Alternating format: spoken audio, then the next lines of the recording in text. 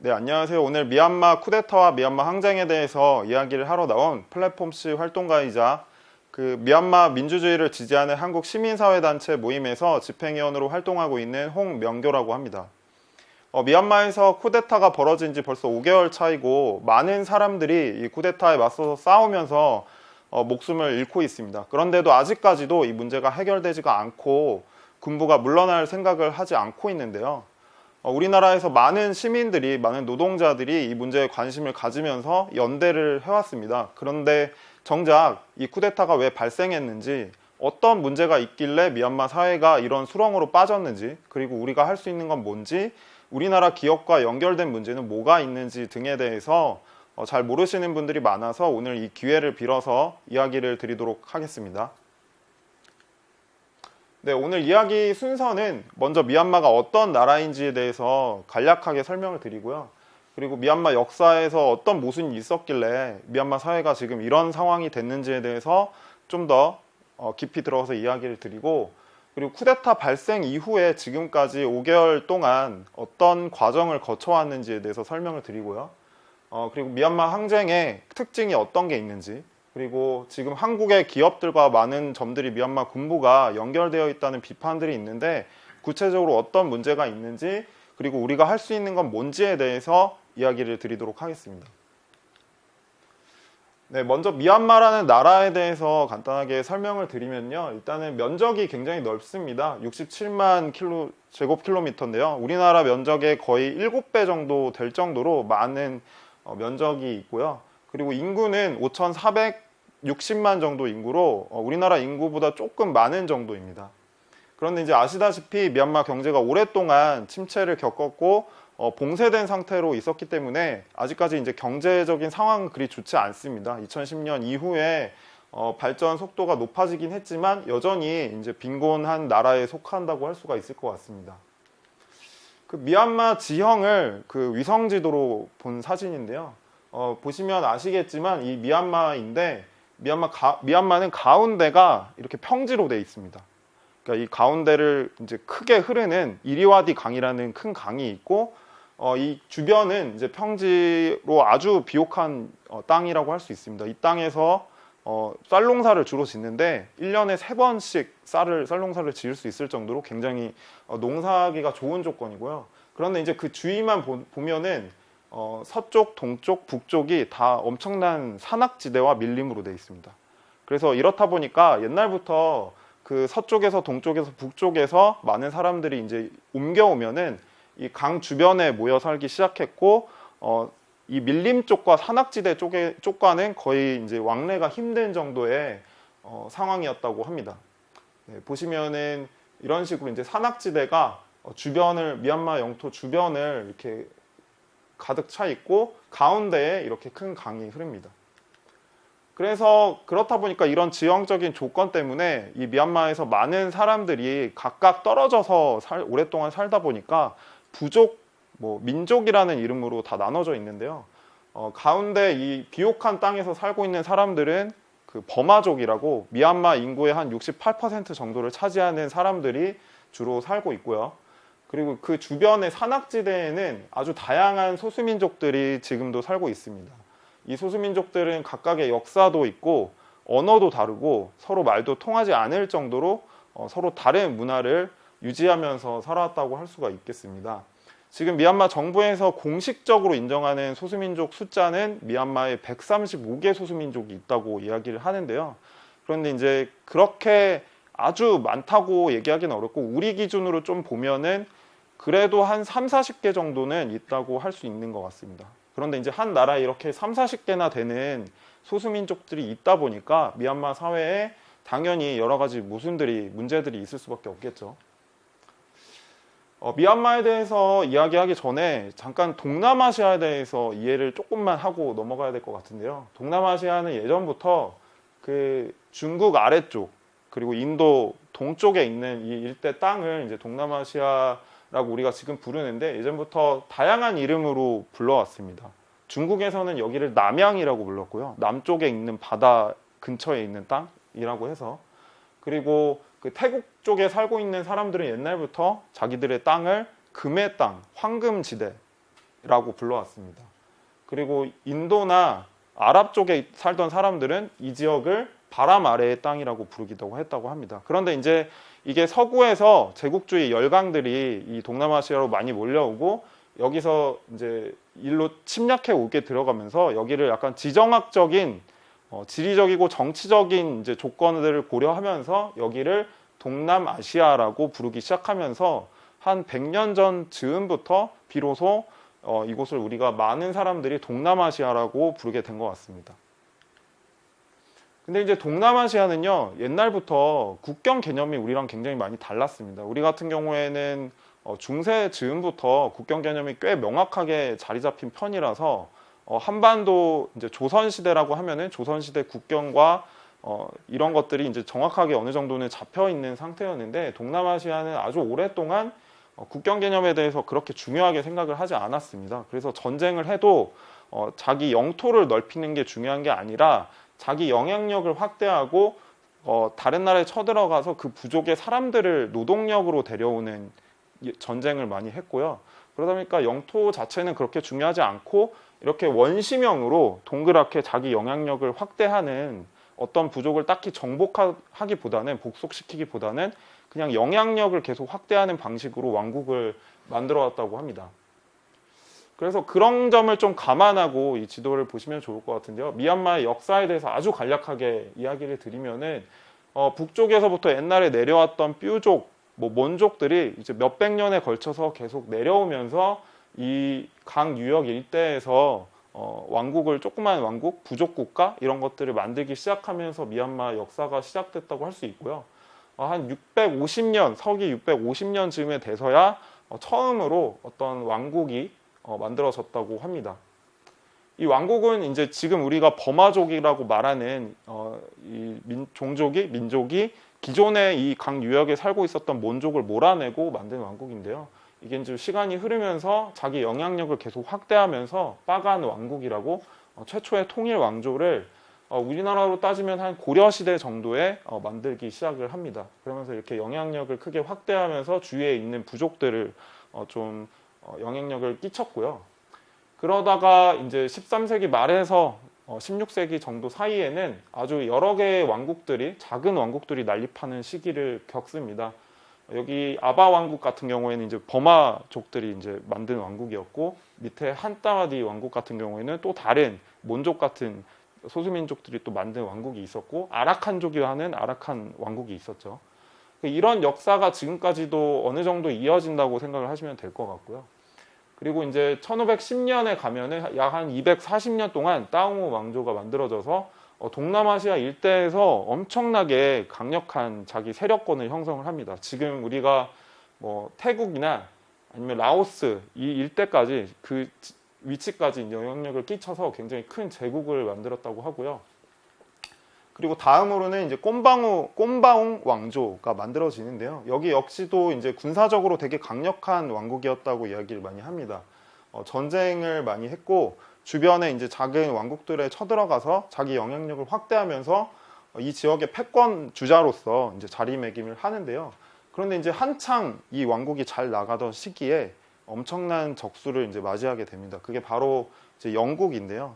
그 전까지 이제 인도의 식민지로 차지하고 영국이랑 이제 동인도 회사가 인도를 통치를 하고 있었는데 식민 통치를 하고 있었는데 이때 이제 미얀마랑 이제 국경지대에서 충돌을 하게 되면서 꼼방 왕조랑 충돌을 하게 되면서 전쟁을 세 차례에 걸쳐서 하게 됩니다.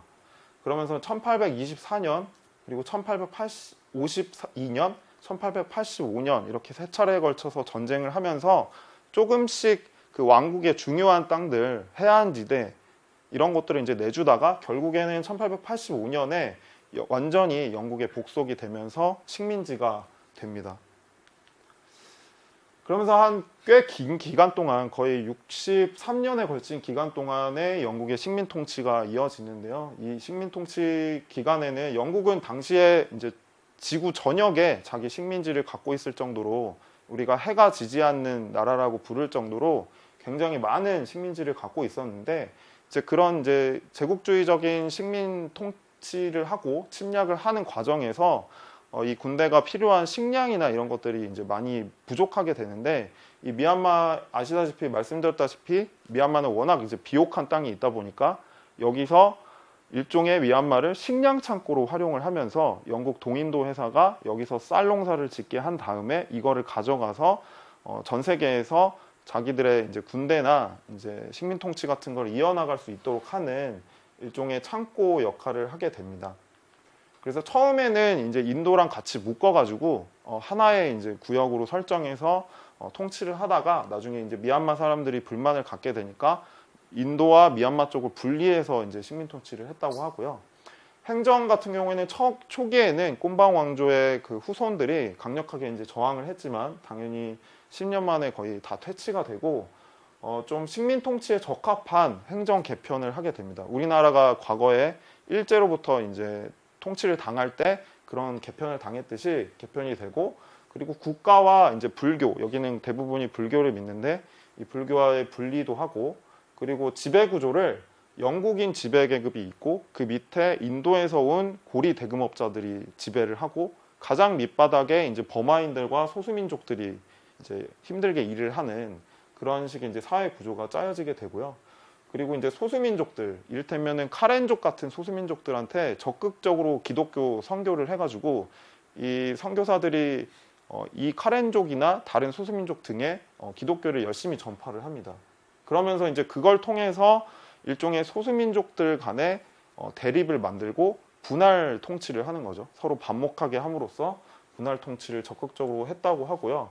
그리고 카렌족 같은 사람들한테는 그 경찰이나 아니면 말단 공무원 같은 자리를 맡겨가지고 이 미얀마 사람들 다른 이제 버마족 대다수를 통치하게 하는, 대신 통치하게 하는 그런 역할을 맡기기도 합니다.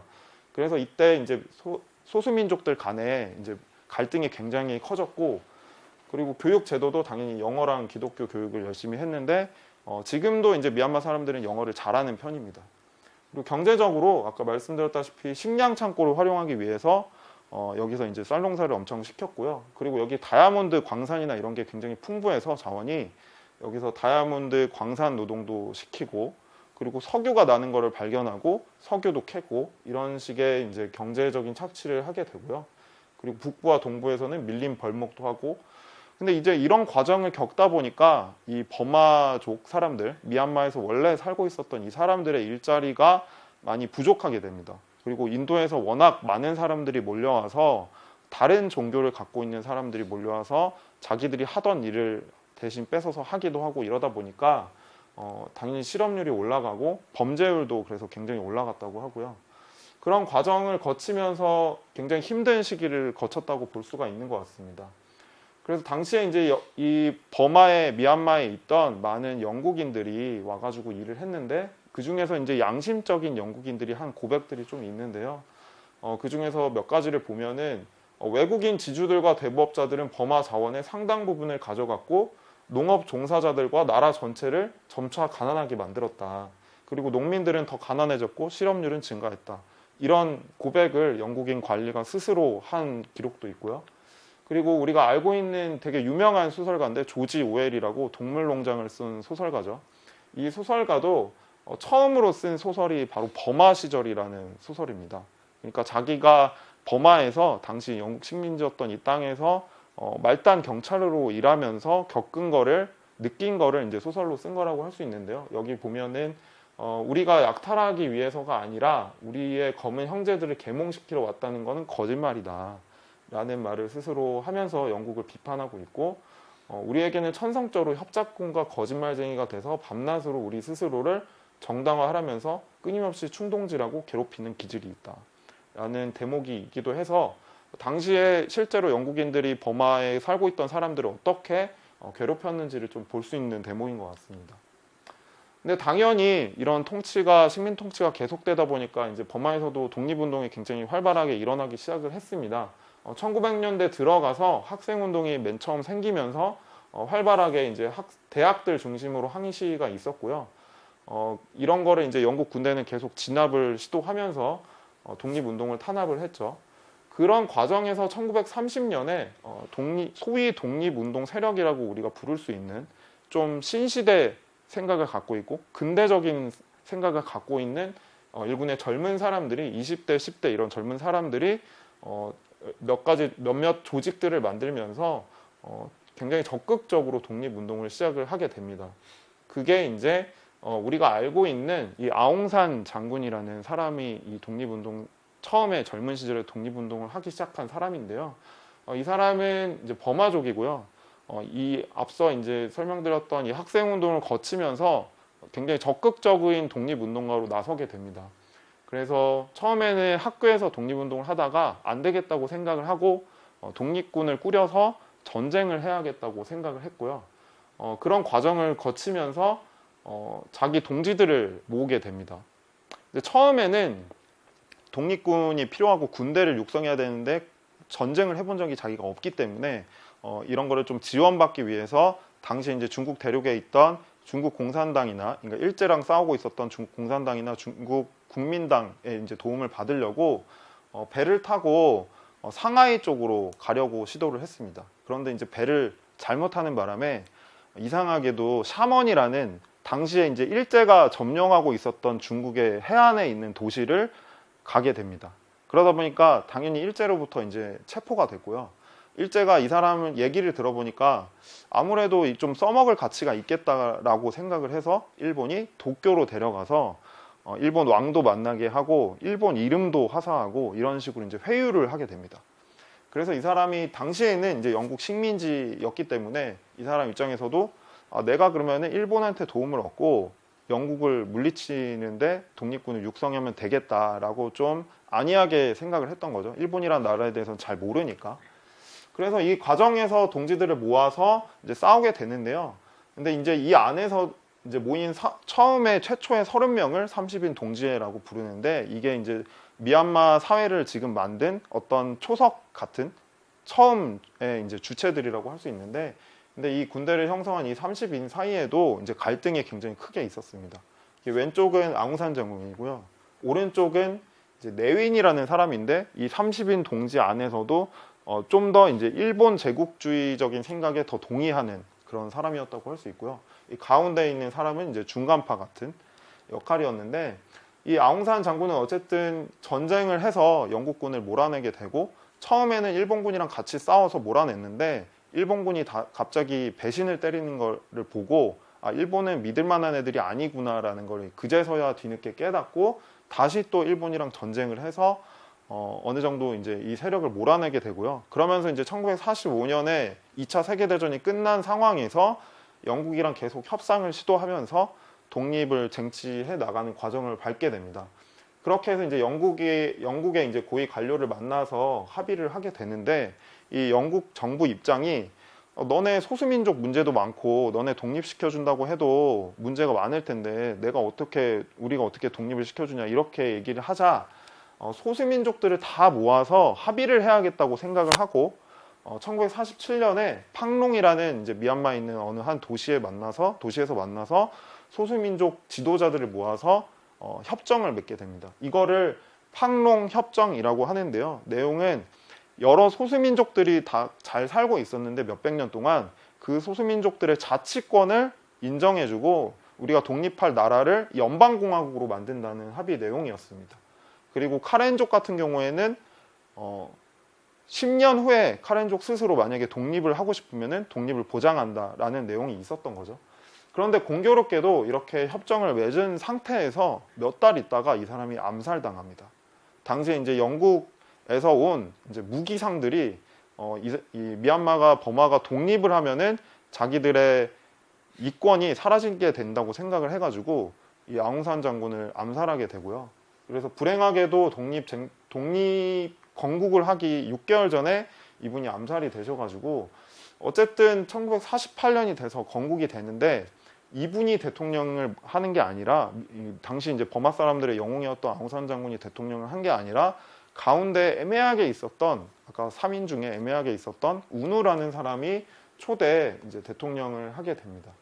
그런데 이제 이 사람이 워낙 애매하기도 하고 아웅산 장군 같은 카리스마는 없었기 때문에 한 14년쯤 지난 후에 쿠데타가 결국 일어납니다. 그게 바로 아까 있었던 3인 중에서 아웅산 장군과 계속 사이가 안 좋았었던 네윈이라는 사람이 자기 군대를 이끌고 일으킨 첫 번째 쿠데타입니다. 그렇게 해서 1962년에 이제 미얀마에서 첫 번째 쿠데타가 벌어지게 됐고요. 이후로 26년 동안 1988년까지 군부가 군부 독재를 이어나가게 됩니다. 그런데 이제 버마 같은 경우에는 이 내윈이 이제 군부 쿠데타를 통해서 정권을 찬탈한 내윈이 자기 당 이름을 이제 버마 사회주의 계획당이라고 만들고 버마를 이제 독재를 하게 되는데요. 그런데 사실은 따지고 보면은 이 사람이 사회주의자라서 이제 당 이름을 그렇게 했다기보다는 이제 버마 사람들이 영국의 오랜 식민지 생활을 겪으면서 63년에 걸친 식민지를 겪으면서 영국 놈들은 나쁜 놈들이고 영국 놈들이 하는 자본주의는 나쁜 거니까 우리는 사회주의를 해야겠다라고 생각했고 많은 사람들이 이제 사회주의라는 거에 대해서 우리나라가 이제 해방 정국에 사회주의를 지지하는 사람들이 70%가 있었다고 할 정도로 비슷하게 당시에도 이제 사회주의에 대한 이제 선호가 굉장히 높았기 때문에 이런 식의 당 이름을 정했던 거죠. 그리고 실제로 한 경제적인 정책들은 사회주의적인 내용들은 거의 없었고 실제로 이제 농업 같은 게 이제 미얀마에서 가장 큰 산업인데 농업은 전혀 이제 사회주의적인 개혁을 갖지 않았고요. 그리고 다른 이제 대외적으로는 미얀마 국경을 꽉 이제 묶어서 이제 다른 나라와의 경제적인 교류나 이런 걸 하지 않게 됩니다. 그래서 이제 계획 경제를 지속하게 되는데 이게 워낙에 어떤 기존의 어떤 상식이나 어떤 지식이 없는 상태에서 그냥 계획 경제를 했기 때문에 많은 오류를 갖게 되고 경제적인 위기도 계속 거치면서 미얀마가 오랫동안 가난한 나라로 살 수밖에 없는 조건을 만들게 됐습니다. 근데 물론 이런 독재 시기에도 학생들은 계속해서 이 군부 독재에 저항하고 운동을 만들었습니다. 대학들에서 이제 책 읽기 모임 같은 거를 매개로 운동을 하기도 했고요. 그리고 나름대로는 이제 양심 있는 정치인이라고 생각했던 사람이 죽었을 때 장례식을 하면서 학생 시위를 하기도 하고 이런 저항을 하기도 했습니다. 그런데 이제 1988년이 돼서 결국 이제 엄청난 규모의 대중 시위가 일어나게 됐는데요. 26년 동안 이 군부 독재를 참았던 버마의 시민들이 거리로 쏟아져 나오게 됩니다. 그런데 이때 마침 양곤에 와 있었던 이 아웅산 수치, 그러니까 아웅산 장군의 딸인데요. 이분이 이제 오랫동안 영국에서 공부를 하시다가 어머니가 편찮으셔서 양곤에 잠깐 와 있었는데 마침 이 시위가 벌어지는 걸 보고 내가 가서 참여해야겠다. 아버지의 딸로서 나는 이거를 묵과할 수 없다. 이렇게 생각을 하고 이 대중 시위에서 유명한 연설을 하게 됩니다. 그러면서 이제 미얀마의 정치적인 무대로 처음 등장하게 되는데 이때 이후로 이 아웅산 수치라는 인물이 굉장히 중요한 인물로 부각이 되고요. 그리고 이 운동의 과정에서 몇 달 동안 이 저항이 계속되는데 굉장히 많은 사람들이 목숨을 잃습니다. 수천 명이 이제 군부에 의해서 목숨을 잃기도 하는데 그런 과정에서도 계속 저항을 했죠. 그래서 결국 이제 군부가 잠시 양보하는 제스처를 보이다가 다시 강하게 이 민주화 운동을 탄압하는 과정을 겪게 되고요. 이런 험난한 과정을 거치면서 이 아웅산 수치 여사는 그 NLD라는 지난 5년 동안 미얀마의 2015년부터 2020년까지 미얀마 집권당이었던 NLD라는 민족 민주 연맹 동맹이라는 당을 만들게 됩니다. 그런데 이제 이 과정에서 군부가 이 아웅산 수치의 적극적인 활동을 이제 고깝게 봤기 때문에 이분을 계속해서 연금 조치를 시켰고요. 가택연금 조치를 시켰고 아주 오랜 세월 동안 그 가택에서 나오지 못한 채로 자기의 정치적인 활동을 제약을 받습니다. 그런 과정에서 다시 두 번째 쿠데타가 1988년 9월에 이제 벌어집니다. 군부에 있었던 또 다른 이제 강경파에 의해서 군부 쿠데타가 일어났고요. 그러면서 이제 좀 자기들 나름대로는 질서를 회복하면서 기존의 이제 민주화 운동 세력들을 강하게 탄압을 했습니다. 그 후로도 이제 계속 군부가 통치하는 시기가 이어지다가 2007년에 가서 우리도 기억하시는 분들이 많이 있으실 텐데 샤프란 혁명이라고 부르는 승려들 중심의 대규모 반정부 시위가 벌어지게 됩니다. 그리고 이 과정에서 3,000명에 가까운 사람들이 목숨을 잃게 되고요. 그리고 또 이제 여기에 엄청나게 큰 이제 사이클론이 일어나서 이제 태풍 같은 게 재난이 벌어져서 수많은 사람들이 13만 명에 가까운 사람들이 목숨을 잃는 재앙이 발생하기도 합니다. 그러다 보니까 당연히 이제 미얀마에서 살고 있던 사람들이 오랫동안 독재를 겪기도 했고 또 경제적인 상황도 굉장히 안 좋고 정부의 대처도 마음에 안 들고 이런 과정이 있다 보니까 불만은 더 다시 이제 증폭될 수밖에 없었고요. 그리고 이제 서구 사회로부터 이런 군부 독재 문제 때문에 강한 경제 제재 조치를 받게 됩니다. 그래서 미얀마 경제가 내내 안 좋을 수밖에 없었죠. 그래서 군부로서는 잠시 어떤 제스처를 통해서 어떤 외향적인 변화를 통해서 미얀마가 민주화될 것이다라는 신호를 보여줘야 됐었고요.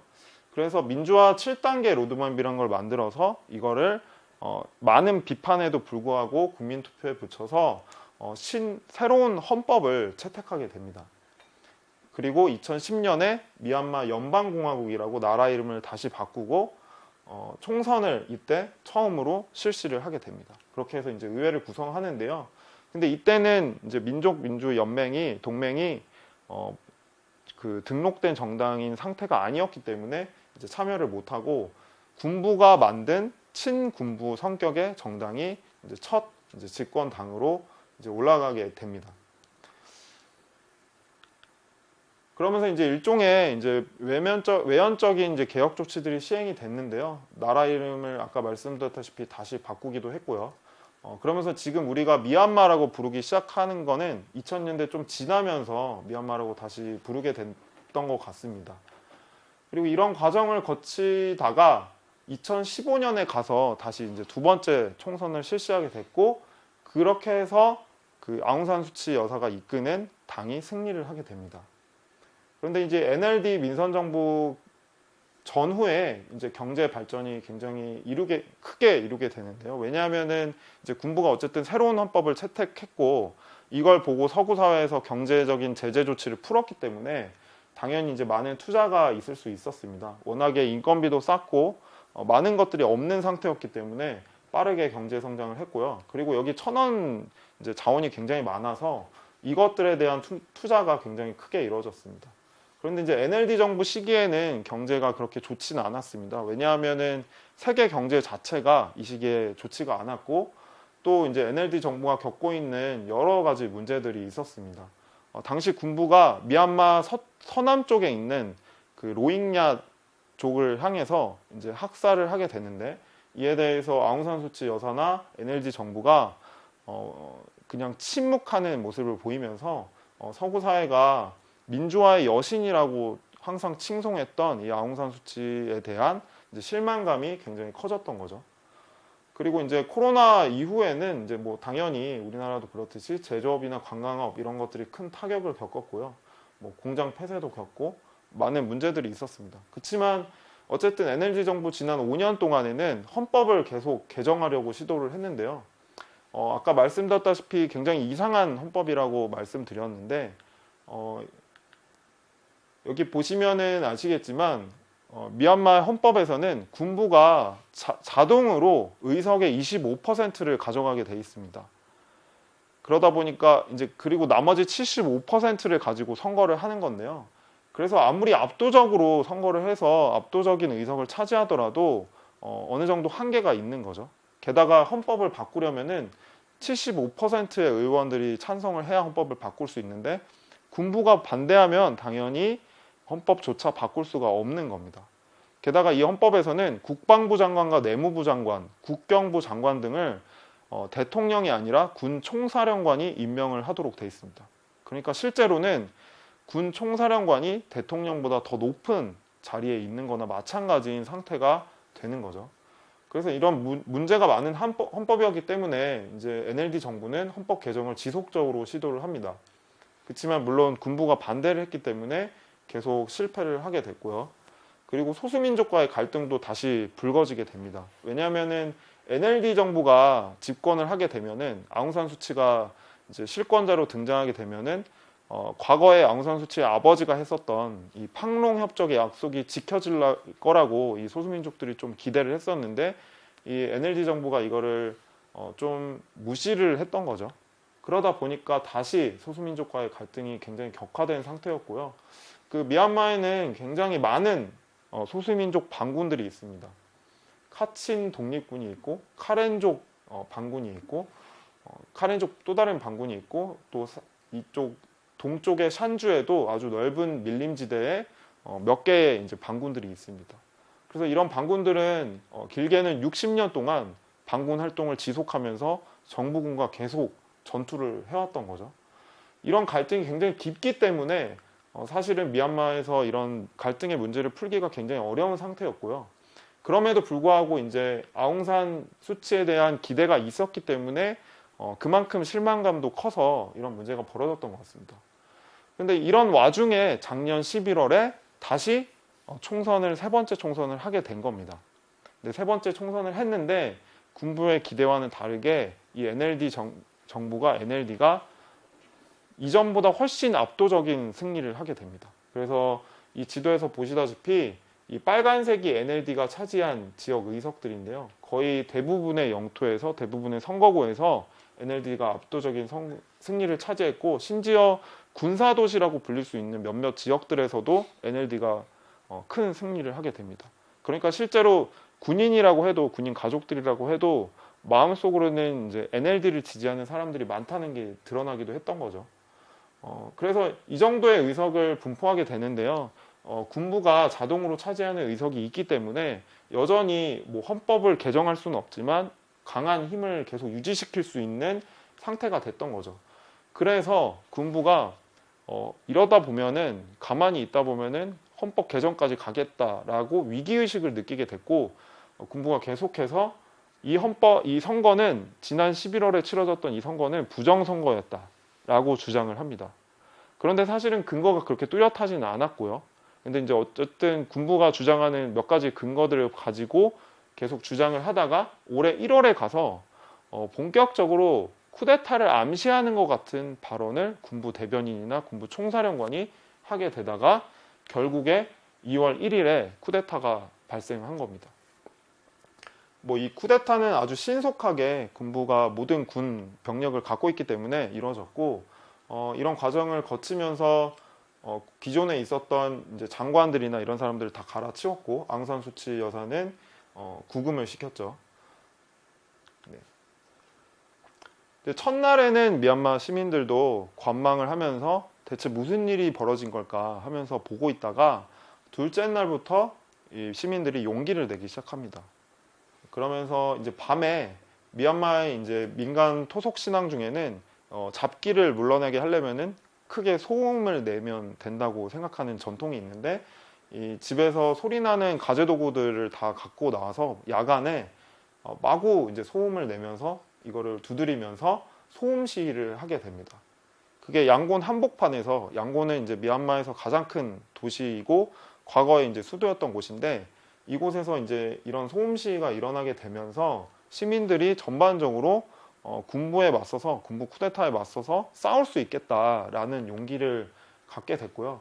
그리고 세 번째 날에 가면은 미얀마 전역에 있는 이제 30개 도시에 있는 70개 병원에서 이 병원에서 일하는 노동자들이 같이 시민 불복종 운동을 하겠다고 선언을 하면서 파업을 선언합니다. 그러면서 이 공공기관에서 일하는 노동자들 그리고 국가 공무원들 이런 사람들이 본격적인 파업을 하면서 시민 불복종 운동이 시작이 됐고요. 그리고 네 번째 날 즈음에 되면은 이 밀크티 동맹이라는 키워드가 떠오르게 되는데 이 밀크티 동맹은 뭐냐면은 그 작년에 있었던 태국 방콕에 있었던 태국의 이제 왕실과 군부에 맞선 이제 민주화 시위가 있었는데 이 시위 그리고 2019년 홍콩에서 벌어졌던 여러 시위들 이런 것들을 중심으로 이런 일들이 벌어지는 나라들에서 이 네티즌들을 중심으로 우리가 같이 싸워야 승리할 수 있다라는 식의 일종의 국제적인 연대 행동입니다. 그래서 이런 것들이 미얀마에도 키워드가 묶이면서 이 미얀마 사람들이 보시면은 손가락 3개를 들고 이렇게 시위하는 모습을 볼 수 있는데 이거는 미얀마에서 처음 나온 게 아니라 작년에 태국에서 민주화 시위를 하는 과정에서 이 손가락 3개를 드는 행동이 처음 나왔고 이 태국에서 계속됐던 이 손가락 3개를 드는 행동들을 받아서 미얀마에서 똑같이 일종의 같은 저항 행위를 했던 거죠. 그리고 이제 5번째, 6번째 날 되면은 이제 대학생들, 고등학생들도 거리에 쏟아져 나왔고요. 그리고 도심에서 결국 이 주말에 엄청난 규모의 도심 시위가 벌어지게 됩니다. 이 시위들은 매일같이 계속됐고요. 그리고 우리가 흔히 Z세대라고 요즘 많이 부르는 이 Z세대들 중심의 좀 기발한 아이디어를 가지고 시위를 하는 10대, 20대 젊은 청년들이 이 시위에 한복판에 서게 됩니다. 그래서 대중문화의 키워드나 복장들을 따라하면서 등장해서 다양한 방식으로 시위를 하면서 이 Z세대에 대해서 주목하는 모습들이 보였던 것 같습니다. 그리고 방금 설명드렸다시피 이런 모방과 확산도 동시에 일어나게 되는데 홍콩에서 시위자들이 했던 어떤 복장이나 이런 것들을 미얀마에서도 똑같은 모습으로 착용을 하고 시위를 했고요. 그리고 태국에서의 이 손가락 3개를 드는 행위, 이것도 똑같이 차용하면서 확산이 됐다는 것을 볼 수가 있을 것 같습니다. 그리고 아까 말씀드렸다시피 그 공공기관 노동자들, 국립 공무원 노동자들, 이런 사람들을 중심으로 이제 파업이 확산이 됐는데 발전소에서 일하는 많은 노동자들이 파업을 하고 이 발전소를 점거를 하면서 싸웠습니다. 그런데 이제 그러자 이제 경찰이 2번째 주 지나면서 이 발전소 같은 중요한 곳을 이제 노동자들한테 내줄 수 없다고 생각하고 군대와 경찰을 동원해서 무력으로 진압해서 몰아내게 되는 일도 이어졌고요. 그리고 인터넷을 계속해서 끊었습니다. 군부 쿠데타 첫날에도 인터넷을 끊었고 주기적으로 인터넷을 끊는 일들이 벌어졌고요. 이때쯤 되면은 2월 15일쯤 되면은 아침부터 해서 저녁 때까지 인터넷을 쭉 끊고 밤에만 쓸 수 있게 한다든지 아니면 반대로 한다든지 하는 식으로 사람들이 인터넷을 통해서 소통하는 것을 막게 하기 위해서 이런 식의 이제 조치를 취했습니다. 이 미얀마의 노동자들은 총파업으로 응대했습니다. 여러 직종의 노동자들이 같이 모여서 도심에서 거리 행진을 하고 노동자들의 총파업 집회를 하면서 쿠데타를 철회하고 구속자들을 석방시키고 민주주의를 회복해라 라는 요구를 걸고 싸웠습니다. 그리고 철도 노동자들도 이런 식으로 철로에 누워서 철도를 멈추게 하는 식의 행동들을 하면서 이런 시민 불복종 행동들이 곳곳으로 이제 퍼지게 됩니다. 네, 그리고 시민들은 이제 인터넷을 자꾸 통제하고 시민들의 언론을 막으려고 하니까 해킹 같은 행동들을 통해서 군부가 장악하고 있는 기업이나 아니면 국영 기업이나 이런 곳들을 해킹해서 공격을 하는 일도 하고요. 그래서 이제 중앙은행이나 군부 홈페이지 이런 곳들이 해킹당하기도 하는 일들이 벌어집니다. 그런데 이제 19일에 가면은 처음으로 사망자가 발생합니다. 이 전까지는 군부도 좀 조심하면서 국제사회 눈치도 보면서 사망자가 벌어졌을 때 국제사회가 강하게 개입해 들어올 거를 걱정했기 때문에 사망자가 안 나왔는데 첫 번째 사망자가 발생하게 되고요. 그러면서 이제 국제사회에서 많은 우려를 표명하고 제재들이 이어졌고요. 그리고 전국의 다른 다양한 도시들에서도 이런 충돌이 이어지면서 사망자들이 처음에는 1명이 나왔다가 그 다음에 2명, 3명 이런 식으로 하면서 많은 시민들이 점차 1명씩 목숨을 잃게 되는 일들이 벌어집니다. 그래서 이 당시에 이제 미얀마에 있었던 유엔 인권조사관도 학살이 더 커질 수가 있다. 이거는 국제사회가 강하게 개입해서 막아야 된다라는 메시지를 이렇게 올릴 정도로 학살에 대한 우려가 커지기 시작을 했고요. 어쨌든 시민들은 계속해서 총파업을 하고 대중시위를 하면서 저항을 했습니다. 이 미얀마 노동자들의 상황에 대해서 좀 중간에 잠깐 말씀드리려고 하는데 2010년 이후에 미얀마 노동자 운동이 크게 발전을 했습니다. 그거는 이제 서구 사회 이제 제재가 풀리고 미얀마 경제가 좀 발전하기 시작하고 외국에서 투자도 많이 들어오기 시작하고 이러면서 당연히 노동자들도 자기 권리를 이제 찾아가기 시작을 했던 건데요. 이 미얀마 당시 이제 친군부 정권이 2011년에 국제사회의 제재를 좀 풀기 위해서 노동법이나 이런 것들을 좀 개혁을 하게 됩니다. 그래서 노조 설립이 가능하고 파업이 보장되는 이런 조치들이 벌어졌고요. 그러면서 이제 이 제도적으로 가능하게 되면서 노조가 급속도로 증가하게 돼서 불과 2년 만에 등록된 노동조합이 600개를 넘어설 정도로 많은 사람들이 조직화가 됩니다. 15만 명 이상의 노동자들이 노조에 가입을 했고요. 대부분은 이제 농업 노동자였지만 주로 이제 사업장보다는 지역 기반으로 노조 활동을 하는 노동자들이 많았다고 합니다. 보시면은 미얀마에서 봉제 산업이 크게 발전하기 시작하는데요. 외국의 여러 이제 기업들이 투자를 해서 이 미얀마에 있는 양곤에 있는 양곤 주변에 옛날에 우리 구로공단 같은 그런 공단 지역에 이제 봉제 공장들을 많이 짓는데 이 공장들에서 노동조합을 만든 노동자들이 2017년, 18년 지나면서 굉장히 많은 파업들을 일으킵니다. 그러면서 이 공장들에서는 주로 이제 우리가 알고 있는 유명한 의류 브랜드들을 만드는 하청 공장들인데요. 이를테면은 유니클로나 캘빈 클라인이나 무인양품 이런 하청 공장들이 있는데 이런 공장에서 우리가 입고 있는 이런 옷들을 만드는 이 노동자들이 이렇게 뭉쳐서 수백 명씩 뭉쳐서 파업도 하고 거리 시위도 하고 싸우면서 최저임금도 올리고 자기의 어떤 권리를 더 쟁취하게 되는 과정을 겪으면서 노동자들이 그만큼 이제 노동운동이 발전을 하게 되고요. 미얀마 봉제 산업은 이제 점점 아직은 작은 수준이지만 점점 크고 있는 과정이 있었습니다. 주로 이제 일본이나 한국, 유럽으로 이제 수출을 하고 있었고요. 그래서 우리나라 기업들도 굉장히 많이 가 있는 게 한 50개, 60개 정도에 되는 한국 기업들이 미얀마에 가 있는 것으로 알려져 있습니다. 네. 아까 설명드렸다시피 미얀마의 노동자들이 특히 이제 의류 봉제 공장의 노동자들이 이렇게 거리로 쏟아져 나오고 또 병원 의료 노동자들이 쏟아져 나오면서 이 노동자들을 중심으로 한 대중 시위가 계속됐는데요.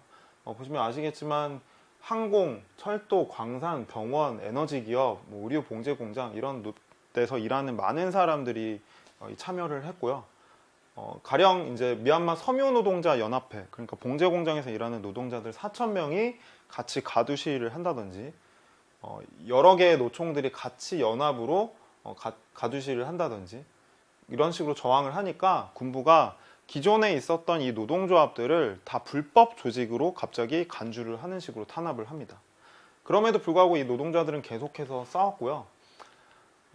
이 계속되는 시위 과정을 거치면서 미얀마 시민들이 계속 싸우자 이제 국제사회에서도 어느 정도 호응이 있긴 있었습니다. 유엔에서 같은 경우에는 이 미얀마 군부가 기존에 있었던 유엔 주재 이제 미얀마 대사를 해임을 했는데 이 사람이 거부를 하고 나는 군부의 명령을 듣지 않겠다라고 하면서 유엔에서 계속 활동하겠다고 선언을 했고요. 그래서 유엔에서는 지금까지도 이제 군부가 임명한 사람이 아니라 기존에 있었던 이 기존의 정부에서 임명된 사람들이 군부에 반대되는 멘트를 날리면서 이 유엔에서 활동을 하고 있습니다. 그렇기 때문에 이제 유엔에서도 미얀마 군부를 공식적인 정부로 인정하지 않는 모습을 지금까지 계속 유지하고 있는 상황이고요. 그런데 이제 2월 말이 되니까 점점 많은 사람들이 목숨을 잃습니다. 이제 시위가 계속 심화되고 그치지 않으니까 군부가 본보기를 보여야겠다고 생각을 하고 수십 명씩 학살하는 일들이 벌어지게 됩니다. 그래서 3월 3일에는 최소 38명이 사망할 정도로 큰 학살이 있었고요. 그리고 현재 있는 많은 기자들도 체포를 한다든지 아니면 추방을 시킨다든지 하면서 외신 기자들을 내쫓고 미얀마 현재 있는 언론인들은 강하게 탄압을 하면서 언론 활동도 굉장히 어려워지게 됩니다. 국제사회 제재가 지속되고 미얀마 군정 관련 고위 인사들의 이제 계좌를 정지시킨다든지 하는 식으로 이제 제재를 하는 과정에서 이 안에서는 이제 저항을 하는 과정에서 계속 목숨을 잃는 일들이 이어지게 되고요. 군부의 탄압은 더 심하게 강화가 됩니다. 그래서 이제 미얀마 시민들도 단순히 맨몸으로 싸울 수는 없겠다고 생각을 해서 이렇게 무기까지는 아니지만 군부의 총탄을 좀 막을 수 있는 방패 같은 것들도 만들어서 이렇게 거리 시위를 하게 됐고요. 이게 거리 시위 자체가 어려워지면은 이런 식으로 벽돌을 도로 위에 깔아서 도로 자체를 막는 효과를 만들기 위한 싸움들도 계속 하게 됩니다. 그런 과정에서 이 민주화 운동에 오랫동안 상징이었던 아웅산 수치 같은 경우에는 군부가 계속해서 이 혐의 저 혐의를 뒤집어 씌우면서 최장 징역 24년까지 구형할 수 있는 혐의를 추가를 했고요. 최근에도 뉴스에 보도가 됐지만 아웅산 수치 여사는 지금까지 쿠데타 과정에서 어떤 과정이 있었는지, 얼마나 많은 사람들이 죽었는지에 대해서 잘 알지 못할 정도로 정보를 완전히 통제당하고 있는 상황이라고 합니다. 이런 상황에서 우리나라 정부도 미얀마 사태에 대해서 우려를 표명하면서 실질적인 조처 몇 가지를 했습니다. 미얀마에게 군부에게 갈 수 있는 군수물자로 쓰일 수 있는 물품들을 수출을 하지 않겠다고 선언한다든지 이런 조치를 하긴 했지만 이제 여전히 이제 국내에서는 그것만으로는 안 된다라는 이야기들이 좀 있었던 것 같고요. 3월 14일에 됐을 때 이 미얀마 양곤의 흘라잉따야 공단이라는 지역에서 중국 봉제 공장에서 큰 방화 사건이 일어납니다. 그러자 이제 이 일대 2,000명의 시위대가 도로를 봉쇄하고 시위를 했는데 군부가 강하게 이제 탄압을 하면서 이날 74명의 사람들이, 이 지역에서 일하던 74명의 노동자들이 목숨을 잃게 되는 일들이 벌어집니다. 이 미얀마 쿠데타 이후에 중국 정부가 이 미얀마에 개입해 들어가 있는 거 아니냐라는 많은 우려와 많은 의구심들이 있었던 것 같습니다. 미얀마와 중국의 관계는 단순하게 우리가 생각하는 것처럼 단순한 관계가 아닙니다. 중국의 입장에서는 미얀마가 굉장히 지정학적으로 중요한 나라입니다. 왜냐하면 중국은 이 남중국해 지역을 미국으로부터 완전히 봉쇄를 당한 상태이기 때문에 이 미얀마를 통해야만 이제 인도양과 아프리카, 유럽으로 나아갈 수 있는 해상 통로를 갖게 됩니다. 게다가 이제 미얀마에는 많은 천연 자원이 있고 미얀마 앞바다에는 천연가스도 많고 석유도 있고 이렇기 때문에 이 지역에서 이제 협력을 강화하기 위해서 지난 몇 년 동안 부단히 이제 애를 쓴 게 이제 중국 정부이고요. 그래서 여기 가스관도 놔서 여기서 천연가스를 앞바다에서 채굴을 하면은 그거를 중국 본국으로 바로 계속 전송할 수 있는, 보낼 수 있는 상태를 했고, 또 지금은 고속철도 공사를 또 하고 있습니다. 그래서 이 고속철도가 내년에 완공이 되는데, 그렇게 되면은 중국이 99년 동안 장기 임대한 미얀마 서쪽의 앞바다에 있는 항구를 자유롭게 쓰면서 바다로 진출할 수 있는 경로를 확보하게 되는 거죠. 그래서 중국의 입장에서는 이 미얀마에서 사실은 이런 큰 일이 벌어지는 것을 바라지는 않습니다. 전쟁이 벌어지면은, 내전이 벌어지면 이 가스관도 위협이 되고 이 고속철도 공사하는 것도 위험해지기 때문에 내전이 되는 건 바라지 않지만, 그렇다고 해서 미국이 개입하는 거는 또 원하지 않습니다. 왜냐하면 그렇게 되면 또 자신들이 하던 이 사업이 위태로워지기 때문이죠. 그래서 중국 정부는 계속해서 유엔 안보리에서 미얀마에 개입을 해야 된다라는 결정이나 강한 성명이나 뭐 이런 것들에 계속해서 내정 간섭은 해서는 안 된다는 이제 원칙을 고수하면서 계속 반대를 하고 있는 상황이고요. 이 유엔 안보리는 만장일치가 되지 않으면은 통과가 안 되기 때문에, 그것 때문에 국제사회에서 미얀마를 지원하기 어려운 어떤 조건이 형성된 것 같습니다. 게다가 이제 중국은 미얀마 중국 경제 회랑이라는 거를 통해서 이제 미얀마에 엄청난 대출을 하기도 했고요. 그래서 미얀마 정부에서 해외에 대해서 갖고 있는 빚이, 중국 정부에 대해서 진 빚이 40% 정도를 차지할 정도로 그 중국 정부에 대해서 이제 빚이 많은 상황이고, 그만큼 많이 얽매여 있는 관계라고 생각을 하면 될 것 같습니다. 그런데 문제는 아웅산 수치가 있었던 NLD 정부라고 해서 이 관계가 없었던 건 아니라는 점입니다. 그러니까 중국 정부는 그게 군부든 NLD든 상관이 없는 거죠. 그래서 두 곳 모두에다가 줄을 대고 어느 쪽이 정권을 획득하든지 간에 자신들이 계속 사업을 할 수 있도록 하는 것이 중국 정부 입장에서는 가장 안정적인 선택이라고 보면 될 것 같습니다. 근데 보시면 아시겠지만 이 아까 말씀드린 이 가스관과 이 천연가스 사업이라는 게 우리나라랑도 무관하지 않습니다. 이 가스전 사업을 통해서 여기 앞바다에 있는 많은 가스전들이 우리나라 기업인 포스코 인터내셔널이 메인이 돼서 하는 사업이고, 그래서 이곳에서 포스코 인터내셔널이 가스를 채취하면은 그게 바로 중국으로 거의 대부분이 가고 있는 상황입니다.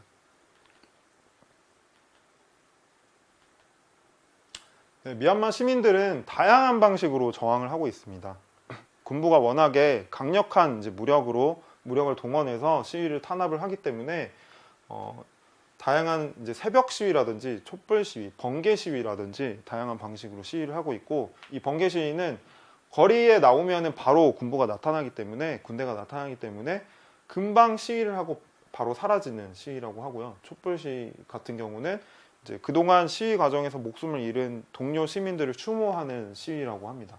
그리고 유령 시위는 이렇게 사람은 안 보이고 피켓이나 어떤 인형 같은 것들만 쭉 진열해서 하는 시위라고 하고요. 그리고 오토바이 시위는 워낙에 이제 군부가 빠르게 와서 진압을 하기 때문에 이 오토바이를 많이 타는 미얀마 시민들이, 미얀마 노동자들이 오토바이를 타고 수백 명씩 이리저리 몰려다니면서 시위를 하는 형태라고 보면 될 것 같습니다. 근데 이 과정에서 군부가 지속적으로 이제 강하게 진압을 하다 보니까 소수민족들 난민도 굉장히 많이 발생했고요. 그래서 카렌족 난민 수만 명이 발생했고, 지금은 거의 10만 명이 되는 난민들이 발생해서 미얀마를 벗어나야 되는 상황까지 가고 있습니다. 그리고 어린이들도 굉장히 많은 어린이들이 목숨을 잃어서 7살, 5살, 심지어 1살 아기까지 해서 많은 어린이들도 목숨을 잃고 있는 상황입니다. 결국 이제 3월 말에 가서 미얀마 기존의 NLD 정부를 주축으로 해서 당선이 됐던 이 사람들이 임시 정부를, 국민 통합 정부를 출범시키겠다고 발표를 하게 됩니다.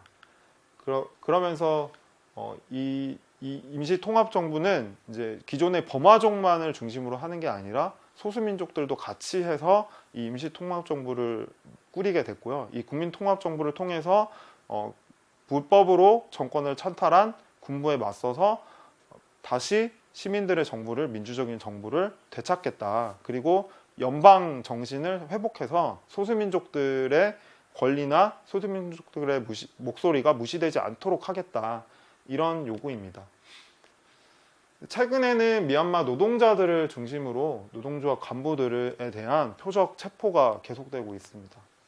지난 2월, 3월에 미얀마 노동조합들이 보인 힘이 워낙에 컸고, 또 국제 연대를 통해서 이제 국제사회 여러 노동자들이 강하게 이제 미얀마 군부를 비판하고 있기 때문에 현지에 있는 이런 미얀마 노동운동가들, 노동조합 간부들을 표적으로 체포해야 된다고 군부가 판단한 것 같은데요.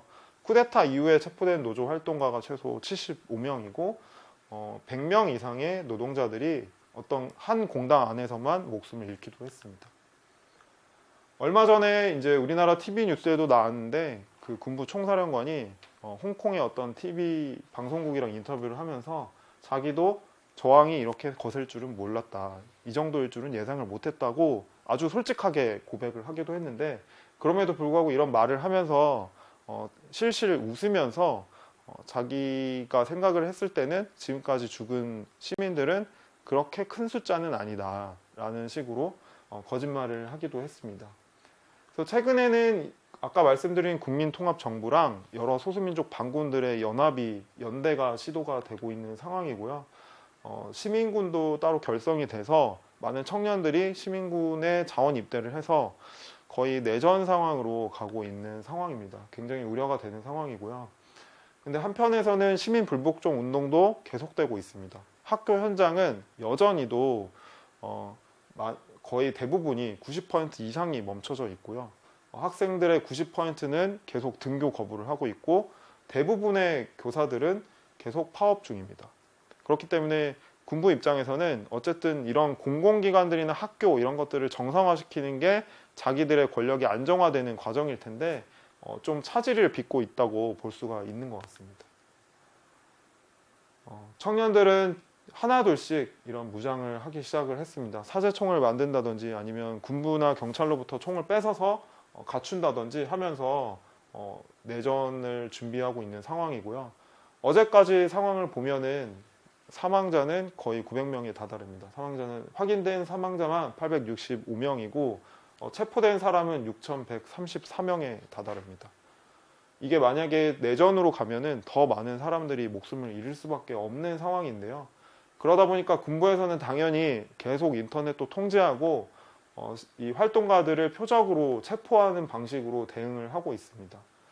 미얀마에서 이렇게 젊은 사람들이 거리로 쏟아져 나오고 Z세대를 중심으로 시위가 일어나고 이 노동자들이 계속 시위를 할 수 있었던 거는 지난 몇 년 사이에 미얀마에서 스마트폰이 급속도로 보급이 되는 기반이 있었기 때문입니다. 이에 대해서 이제 군부는 여러 이제 스웨덴이나 이스라엘에 있는 사이버 보안 업체랑 계약을 해가지고 이 활동가들의 개인 정보나 이 휴대폰 정보 이런 거를 취해서 표적으로 체포하려고 여러 시도를 하고 있습니다. 그래서 최근에도 이런 계약을 맺어서 보안업체랑 이런 계약을 맺어서 다양한 정보들을 사진, 문자 메시지, 이런 통화 내용 이런 정보들을 계속 가져가려고 하고 있는 상황이고요. 그래서 집에 있다가 멀쩡하게 집에서 밥을 먹다가 체포되는 사례가 굉장히 많은 게 이런 표적, 사이버 표적 수사에 의한 것이라고 보면 될 것 같습니다.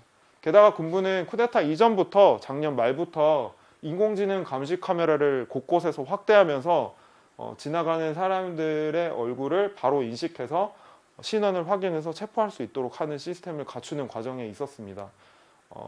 수도 네피도에 수백 개의 카메라를 설치했고 올해는 양곤에 수백 개의 카메라를 설치한다고 하고 내년에는 두 번째로 큰 도시인 만달레이에서 인공지능 감시 카메라를 확대할 예정이라고 합니다. 게다가 이거에 더해서 사이버 보안법이라는 걸 만들어서 그 현지에 있는 통신사들이 군부의 말을 듣지 않으니까 이거를 강제할 수 있도록 시민들의 정보를 강제로 가져갈 수 있도록 하는 법안도 추진 중입니다. 그런데 아까 잠깐 말씀드렸던 이 포스코 인터내셔널의 가스전 프로젝트가 우리에게는 문제라고밖에 할 수 없는데요. 왜냐하면은 우리 정부가 우리나라 기업이 긴밀하게 연루되어 있기 때문입니다. 한국의 시민사회단체들은 이 포스코 인터내셔널이 여기서 거두는 매년 거두는 3천억, 4천억 원의 수익이 이 군부에게 그러니까 수익의 일부인 3천억, 4천억 원이 군부에게 계속 가고 있다는 것을 지적하면서 이거를 중단해야 된다고 계속 요구를 해왔습니다. 보시면은 아시겠지만 미얀마는 군부가 단순하게 군사력을 장악한 게 아니라 미얀마의 모든 경제적인 권력까지 장악한 상태입니다. 그러니까 우리나라에서 모든 재벌들을 합친 게 군부의 경제적인 힘이라고 생각을 하면 될 것 같은데요. 이 미얀마의 이 경제 지주 회사라는 거를 따로 둬서 이 경제 지주 회사의 회장을 군부 인사가 맡고 있고 그래서 이렇게 가스전 프로젝트 사업에서 거둬지는 수익도 군부가 이 경제 지주 회사가 차지하고 있는 지분만큼 군부가 가져가는 구조입니다. 이 수해 가스전 이제 포스코 인터내셔널이 하고 있는 이 수해 가스전 사업도 이 15%의 지분을 군부 이제 국영기업이 갖고 있는데 이 국영기업이 계속 군부 인사들이 장악을 해왔고 심지어 NLD 정부일 때조차 이 국영기업의 대표가 군부 출신 인사일 정도로 여전히 군부의 입김은 굉장히 강합니다. 이 천연가스뿐만이 아니라 의류나 광물, 금융, 맥주, 담배, 뭐 심지어 영화사까지 군부 인사들이 모두 장악하고 있는 상황입니다. 그래서 우리가 할 수 있는 행동은 이 포스코가 군부에게 지금 가스전 사업을 하면서 이 가스를 계속해서 중국 파이프라인으로 보내고 있는데 이 중국에서 송금하는 포스코에게 송금하는 이 대금 중에 15%를 계속 군부에게 보내는 게 아니라 이거를 중단할 것을 요구하는 겁니다. 그러니까 미얀마 군부는 이제 정당하게 권력을 획득한 것도 아니고 국제사회에서 인정받은 것도 아니고 또 현지에서 많은 미얀마 시민들이 계속해서 저항을 하고 있고 목숨을 잃고 있기 때문에 이에 대해서 포스코 인터내셔널이 자기 기업 윤리, 자기 스스로 인터넷 홈페이지 상에서 말하고 있는 기업 윤리의 차원에서 이 대금을 군부 기업에게, 군부가 장악한 기업에게 송금하지 말 것을, 이걸 중단할 것을 요구를 하고 있는 것입니다. 그런데 포스코는 여전히도 이거를 계속 회피하면서 우리가 할 수 있는 거는 없다라고 하면서 계속 거부하고 있습니다. 처음에는 그 기업이 군부 기업이 아니라고 주장을 하다가 다른 이제 가스전 프로젝트를 하고 있는 토탈이나 쉘이라는 회사들이 군부의 송금을 중단하겠다고 발표하자 우리도 한번 알아보겠다라는 식으로 이제 발뺌을 하면서 계속 문제를 회피하고 있습니다. 그래서 시민사회에서 계속 시민 서명 운동도 하고 많은 시민들의 목소리를 계속 모으면서 이런 문제를 알리는 데 애를 쓰고 있고, 서울만이 아니라 광주, 전주, 창원, 부산, 대구 등 여러 도시에서 전국 곳곳에서 매주 이런 목소리를 내는 이제 집회나 기자회견을 열고 있습니다. 그리고 그 밖에도 우리가 할 수 있는 몇 가지 행동이 있다면은 이 미얀마에서 저항하는 시민들을 향해서 이제 모금을 하는 게 있을 것 같고요.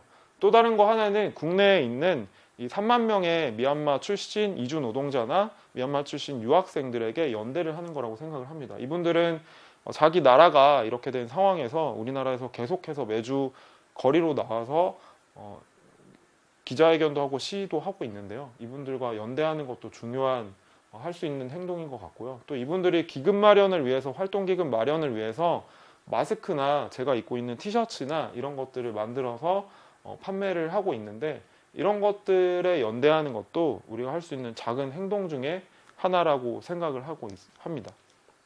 최근에 미얀마 군부는 계속해서 이 학살을 이어가고 있습니다. 어제도 4명의 사람들이 더 목숨을 잃었습니다. 지금 이런 학살을 중단시키려면은 우리가 한국에서 더 강한 연대를 보여줌으로써 미얀마 시민들이 용기를 갖고 계속 싸울 수 있도록 연대하는 것밖에 없는 것 같습니다. 그래서 이 문제에 대해서 인식을 하게 되었다면은 주위에 있는 미얀마 분들과 함께 연대를 한다든지, 아니면 자기 지역에서 있는 지역에서 전개되는 행동들에 많은 노동조합들이 같이 하고 있기도 한데요. 이 행동들에 같이 한다든지 하는 식으로 우리가 함께 할 수 있는 행동들이 있을 것 같습니다. 네, 오늘 여기까지 미얀마 군부 쿠데타 이후에 지금까지 상황과 미얀마 항쟁 상황에 대해서 이야기를 드렸고요. 우리나라 기업이 강하게 연루가 되어 있는 만큼 우리가 좀 더 관심을 갖고 이 지속되고 있는 학살에 문제의식을 갖고 계속해서 연대를 해나갔으면 좋겠습니다. 감사합니다.